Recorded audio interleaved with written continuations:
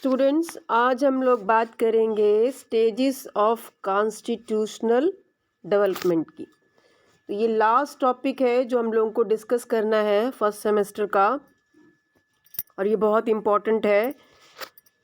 Stages of constitutional development की बात हम शुरू करेंगे वहाँ से जब पुर्तगाली भारत में आए और उन्होंने भारत के साथ अपना व्यापार शुरू किया।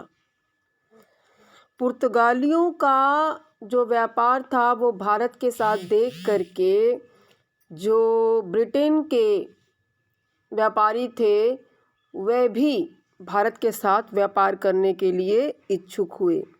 इसकी डिटेल में जो चर्चा है हम पिछले टॉपिक में कर चुके हैं।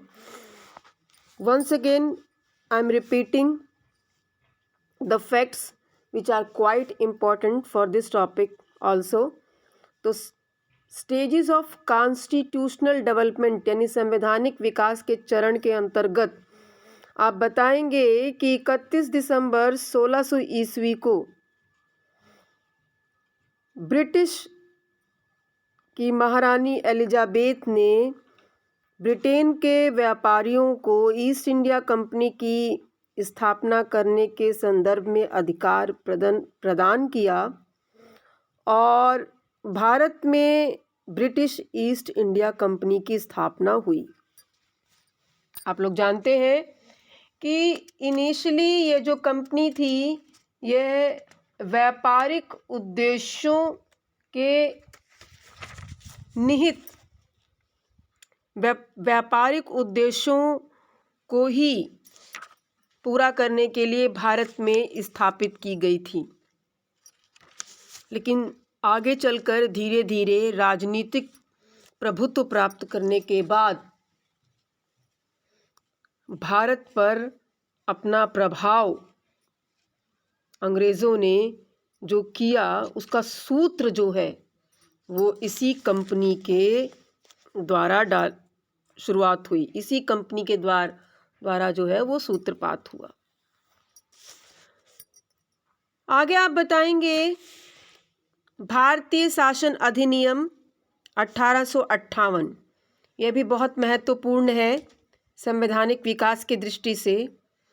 1858 ईस्वी में यानी 1858 में जो अधिनियम पारित किया गया उसका भारत के संवैधानिक और राजनीतिक इतिहास में बहुत महत्वपूर्ण स्थान है। वो इसलिए क्योंकि इसी अधिनियम यानी इसी एक्ट के द्वारा भारतीय शासन को ईस्ट इंडिया कंपनी के हाथों से दे दिया गया ब्रिटिश क्राउन के अधीन, यानी ईस्ट इंडिया कंपनी से जो भारतीय शासन था वो चला गया ब्रिटिश क्राउन के हाथों में। और इस प्रकार से 1858 का जो ये एक्ट था ये बहुत ही महत्वपूर्ण था। 1857 में इंग्लैंड में आम चुनाव हुए और प्रधानमंत्री के पद पर लॉर्ड पामस्टन बैठे। पामस्टन के बारे में ये कहा जाता था कि वो गृह नीति में अनुदार यानी होम पॉलिसीज़ में वो लिबरल हैं। होम पॉलिसीज़ में वो लिबरल नहीं है, लेकिन फॉरेन पॉलिसीज़ में वो लिबरल हैं। ये पामस्टन के बारे में कहा जाता था। तो जब पामस्टन प्रधानमंत्री बने 1857 में इंग्लैंड के, तो ऐसा लग रहा था कि भारत के संदर्भ में वो कुछ लिबरल डिसीजंस लेंगे, लेकिन जो उनके निर्णय थे वो चौंका देने वाले थे। तो उनके जो निर्णय थे उसके अंतर्गत आप बताएंगे, सबसे पहले जो आप उल्लेख करेंगे वो प्रशासनिक क्षमता का आप इसमें उल्लेख करेंगे। प्रशासनिक क्षमता के अंतर्गत आप ये बताएंगे कि पामस्टन ने भारतीय प्रशासन का उत्तरदायित्व 3 सेक्शंस में डिवाइड कर दिया: directors, board of control and governor general, यानी निदेशक, नियंत्रण मंडल और गवर्नर जनरल। इन 3 सेक्शन में उन्होंने डिवाइड कर दिया भारत में प्रशासन संबंधी दायित्व को।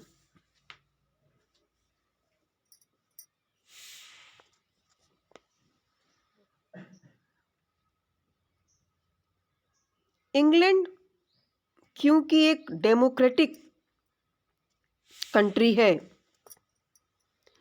इसलिए पामस्टन का ये विचार था कि भारत में भी ऐसी संस्था होनी चाहिए।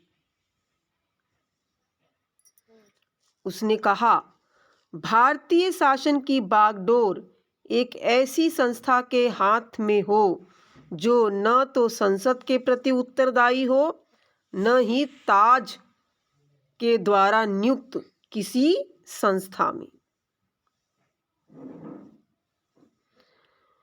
जो 1857 का प्रथम स्वतंत्रता संग्राम था वह इसीलिए हुआ था कि ब्रिटेन, जो स्वयं को एक लोकतांत्रिक राष्ट्र के रूप में विश्व में स्थापित किए हुए था, उसने भारत में केवल और केवल दमन की नीति को ही व्यवहार में लाया हुआ था।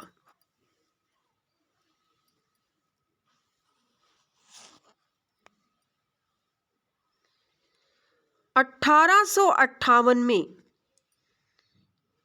जो ये भारतीय अधिनियम बना, उसकी जो प्रमुख बातें थी वो ये थी: नंबर 1, ईस्ट इंडिया कंपनी का शासन पूरी तरह से भारत में समाप्त कर दिया गया। भारत में जो सर्वोच्च पदाधिकारी था गवर्नर जनरल, अब उसका नाम गवर्नर जनरल या वाइसराय कर दिया गया और इसकी नियुक्ति क्राउन के हाथ में दे दी गई। बोर्ड ऑफ कंट्रोल और डायरेक्टर्स के पदों को समाप्त कर दिया गया और इसके स्थान पर भारत सचिव का पद का सृजन किया गया और भारत सचिव की सहायता के लिए एक काउंसिल की स्थापना की गई। भारत में शासन का निरीक्षण, सुपरविजन, निर्देशन, डायरेक्शन, उत्तरदायित्व, रिस्पॉन्सिबिलिटी, ये भारत सचिव पर आ गई और भारत सचिव और उसके कार्यालय यानी ऑफिस का पूरा खर्चा भारतीय राजस्व से वसूल किया जाना तय किया गया, यानी भारत में ही टैक्स लिए जाएंगे और उसी से वो सारे खर्चे पूरे किए जाएंगे और इसका पूरा लेखा जोखा हर वर्ष इंग्लैंड की संसद में प्रस्तुत करना आवश्यक होगा। भारत में लोक सेवाओं में जो नियुक्ति होगी उसके लिए प्रतियोगी परीक्षाओं का आयोजन होगा। तो ये था 1858 का एक्ट, जो संवैधानिक विकास की दृष्टि से बहुत महत्वपूर्ण है। और 1858 का ये एक्ट क्यों महत्वपूर्ण है? क्योंकि इसने दोहरी प्रशासनिक व्यवस्था को समाप्त कर दिया गया और भारतीय विषय से संबंधित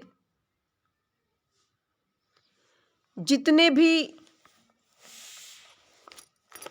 मुद्दे हैं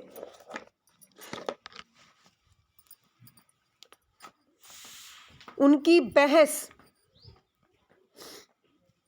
और उन पर निर्णय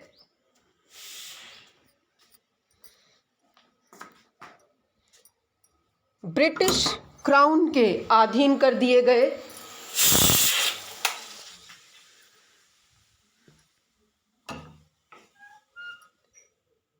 एटीन 58 का जो ये एक्ट है, इसने एक तरह से सुचारू रूप से प्रशासनिक कार्यप्रणाली की नींव रखी। इसीलिए ये 1858 का एक्ट बहुत इम्पोर्टेंट है संवैधानिक विकास के चरण की दृष्टि से। ये आपको 2 नंबर में और ए सेक्शन में और बी सेक्शन में दोनों में पूछा जा सकता है। उसके बाद दूसरा है 1892 का एक्ट, भारतीय परिषद अधिनियम 1892। भारत में संवैधानिक विकास के चरण की दृष्टि से यह भी बहुत महत्वपूर्ण है। इस अधिनियम के अंतर्गत केंद्रीय और प्रांतीय विधायी परिषदों का विस्तार किया गया। इन परिषदों यानी इन काउंसिल्स के मेंबर्स को बजट पर डिस्कशन करने का अधिकार दिया गया, वाद विवाद करने का अधिकार दिया गया। जो वर्किंग पैनल था, कमेटी थी, उससे प्रश्न पूछने का अधिकार दिया गया।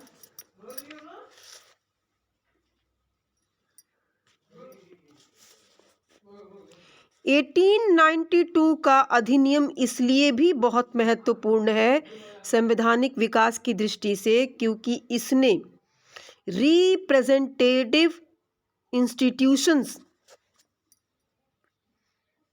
की स्थापना की दिशा में बहुत महत्वपूर्ण योगदान दिया। यानी भारत में प्रतिनिध्यात्मक संस्थाओं की स्थापना की दिशा में ये बहुत महत्वपूर्ण रहा 1892 का एक्ट। अब संवैधानिक विकास की दृष्टि से हम बात करेंगे 1909 का भारतीय परिषद अधिनियम, यानी इंडियन काउंसिल एक्ट ऑफ 1909। और ये बहुत बहुत आपको इम्पोर्टेंट है तीनों ही सेक्शंस के लिए, ए बी सी। इसे मार्लो मिंटो सुधार अधिनियम भी कहा जाता है। 2 नंबर में पूछ लिया जाए तो आपके पास बहुत कुछ है बताने के लिए, लेकिन बी और सी सेक्शन में आपको सिस्टमैटिक इसके बारे में 200 या 500 शब्दों में जैसे भी आपको पूछा जाएगा तो आपको इसको बताना है। मार्लो मिंटो अधिनियम के अंतर्गत आप ये बताएंगे कि लॉर्ड कर्जन ने जो भी गलत नीतियां भारत के संदर्भ में अपनाई थी,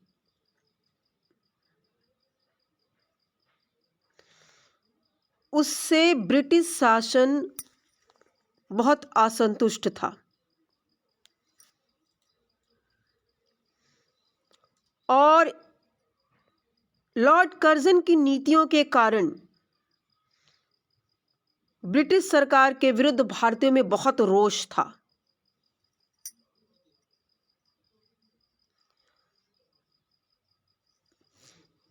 इसलिए भी यह अधिनियम बहुत महत्वपूर्ण है।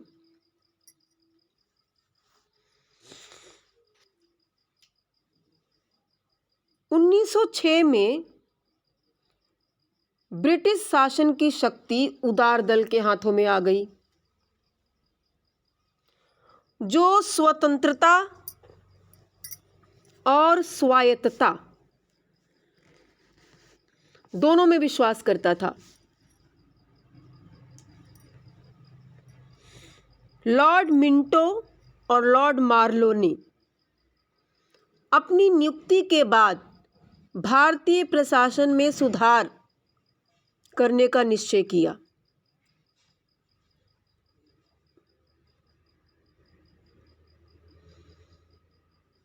और उस सुधार कानून की जो प्रमुख विशेषताएं हैं वो आपको बतानी है एग्जाम में, जिसमें सबसे पहली जो आप बताएंगे वो है केंद्रीय और प्रांतीय विधायी परिषदों का विस्तार।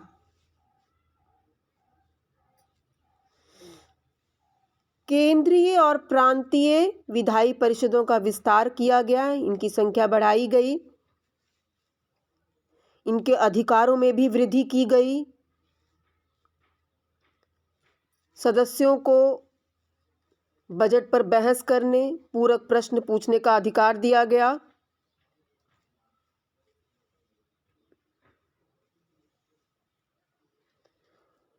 प्रांतीय विधान परिषद में गैर सरकारी सदस्यों को महत्वपूर्ण स्थान दिया गया।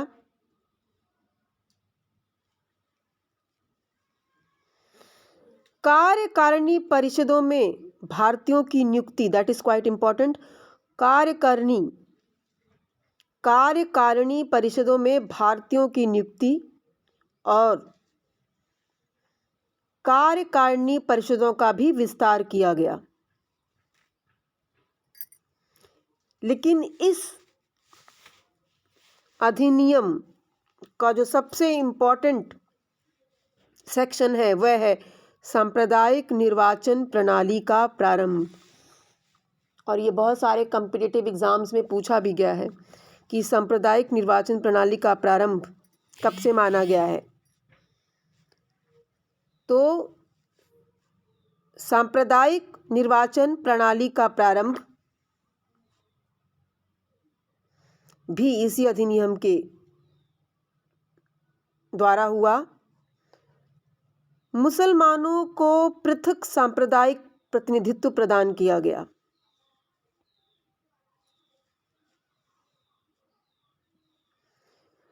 किंतु जो मताधिकार दिया गया वह भेदभाव पर आधारित था, यानी जिसे भी मताधिकार दिया गया उसकी योग्यताएं एक जैसी नहीं रखी गई। भारत के कुछ भागों को जैसे कुर्ग, अजमेर, मेरवाड़ा आदि को प्रतिनिधित्व से वंचित रखा गया। तो ये था आपका 1909 का इंडियन काउंसिल एक्ट, जिसे मार्लो मिंटो सुधार अधिनियम भी कहते हैं। और इसकी सबसे बड़ी जो विशेषता थी वो थी सांप्रदायिक निर्वाचन प्रणाली का प्रारंभ, जिसमें मुसलमानों को पृथक सांप्रदायिक प्रतिनिधित्व प्रदान किया गया और जो मताधिकार था वो भेदभाव पर आधारित था। अब जो हम बात करेंगे वो है 1919 का अधिनियम। ये भी आपको बहुत बहुत इंपॉर्टेंट है। 1909 और 1919 ये दोनों आपको बहुत इंपॉर्टेंट है और ये दोनों आपको तीनों सेक्शंस में पूछे जा सकते हैं, ABC। भारतीय शासन अधिनियम 1919, इसे मॉन्टेग्यू चेम्सफोर्ड सुधार अधिनियम भी कहा जाता है।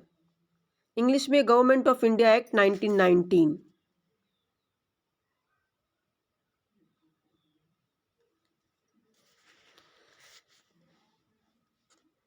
इस अधिनियम की जो प्रमुख विशेषताएं थी वो क्या थी? सबसे पहली, प्रांतों में आंशिक रूप से उत्तरदायी शासन, ये इसकी सबसे महत्वपूर्ण विशेषता थी। इसके अनुसार प्रांतीय शासन को 2 भागों में बांट दिया गया और इन 2 भागों में जो विषय थे वो पहला था रिजर्व सब्जेक्ट्स यानी रक्षित विषय और दूसरा ट्रांसफर सब्जेक्ट्स यानी हस्तांतरित विषय। जो रक्षित विषय थे यानी रिजर्व सब्जेक्ट्स, वो पहले की तरह ही गवर्नर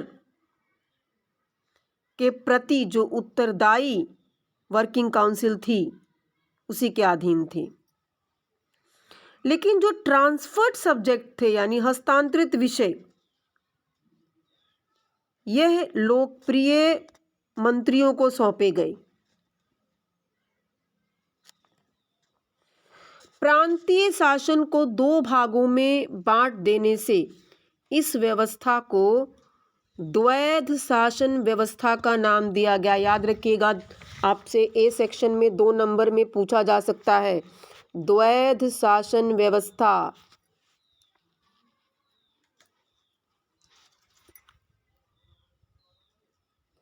उसके बाद जो इसकी दूसरी विशेषता है वह है प्रांतीय कार्यकारिणी में भारतीयों की संख्या अधिक कर दी गई। प्रांतीय विधान परिषदों का फिर से गठन किया गया, इनकी भी संख्या बढ़ाई गई।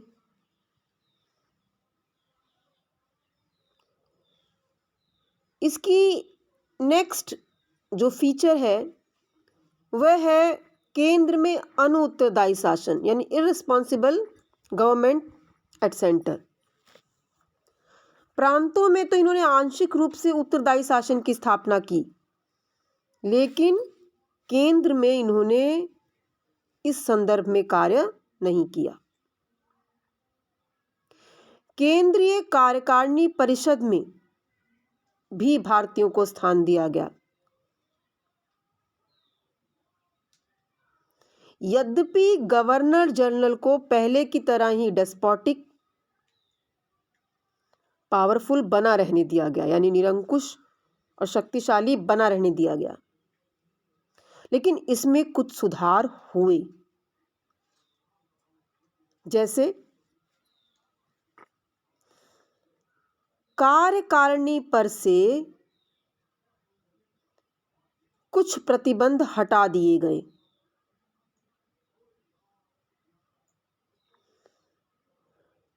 भारतीय उच्च न्यायालय के वो वकील जिन्हें उनमें कार्य करते हुए 10 वर्ष हो चुके थे,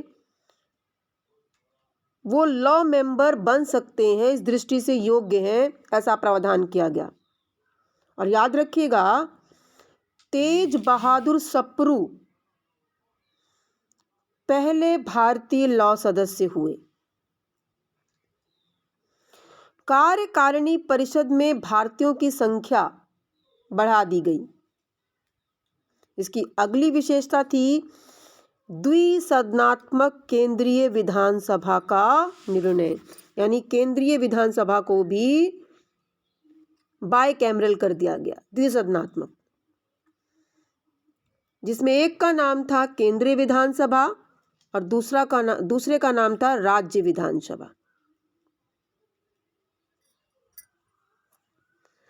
इसकी अगली विशेषता थी कि भारतीय शासन पर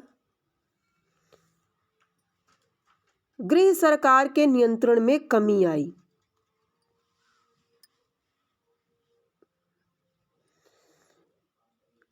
इस अधिनियम के द्वारा इस परंपरा का विकास करने का प्रयत्न किया गया कि यदि किसी विषय के संबंध में गवर्नर जनरल और केंद्रीय व्यवस्थापिका परस्पर सहमत हों तो ऐसे विषयों में गृह सरकार हस्तक्षेप नहीं करेगी। उसके बाद इसकी अगली विशेषता थी भारत परिषद में परिवर्तन। इस अधिनियम के द्वारा भारत परिषद को समाप्त करने की मांग तो नहीं स्वीकार की गई, किंतु उसके गठन में परिवर्तन किया गया। अब इसमें कम से कम आधे सदस्य ऐसे होने जरूरी हो गए जो नियुक्ति की तिथि से पूर्व भारत में कम से कम 10 वर्ष रह चुके हों।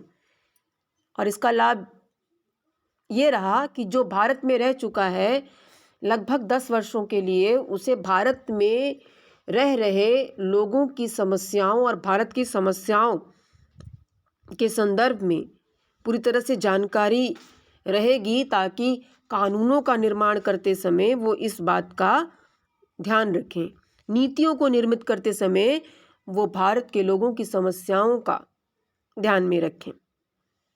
इसकी अगली विशेषता थी केंद्रीकरण से विकेंद्रीकरण। इस अधिनियम के द्वारा केंद्रीकरण की नीति को समाप्त कर दिया गया, जो लॉर्ड कर्जन के समय चरम पर थी। प्रशासन और राजस्व के कुछ विषय विकेंद्रीकृत कर दिए गए। प्रांतों को पहली बार ऋण लेने और कर लगाने का अधिकार दे दिया गया। प्रांतों में आंशिक रूप से उत्तरदायी शासन की स्थापना करने का प्रयत्न किया गया। अगली विशेषता है शक्ति विभाजन। इस अधिनियम के द्वारा केंद्रीय और प्रांतीय सरकारों के बीच में शक्ति विभाजन किया गया, यानी कुछ विषय प्रांत के अधीन रखे गए और कुछ विषय केंद्र के अधीन में रखे गए। अगली इसकी विशेषता है निर्वाचन और मताधिकार। इस अधिनियम के द्वारा पहली बार प्रत्यक्ष निर्वाचन का सूत्रपात किया गया और भारत की लगभग 10% जनता को यह अधिकार दिया गया।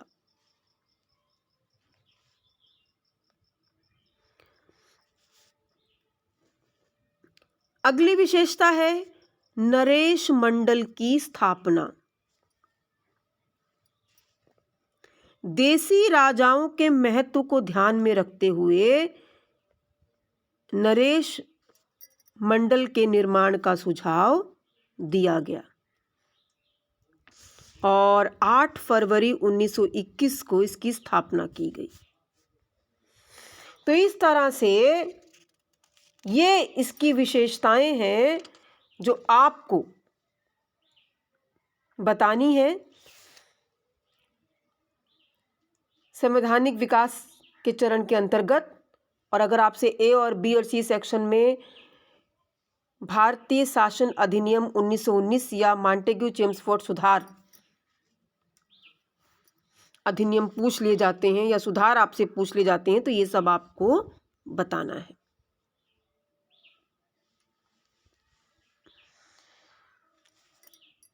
इसी के साथ आज हम यहीं पर क्लोज करते हैं। अगली क्लास में हम साइमन कमीशन की बात करेंगे, जो संवैधानिक विकास के चरण के अंतर्गत बहुत ही महत्वपूर्ण है। यह आपको अलग से भी साइमन कमीशन पूछा जा सकता है, और अगर आपसे बी और सी सेक्शन में संवैधानिक विकास के चरण पूछ लिए जाएं तो आपको साइमन कमीशन का उल्लेख करना है। तो ये जो टॉपिक जिसकी बात जिस पे चर्चा हमने आज की। स्टूडेंट्स, अगर आपको कोई भी प्रॉब्लम है तो आप लोग मेरे पर्सनल नंबर पर, व्हाट्सएप नंबर पर अपनी क्वेरीज भेज सकते हैं।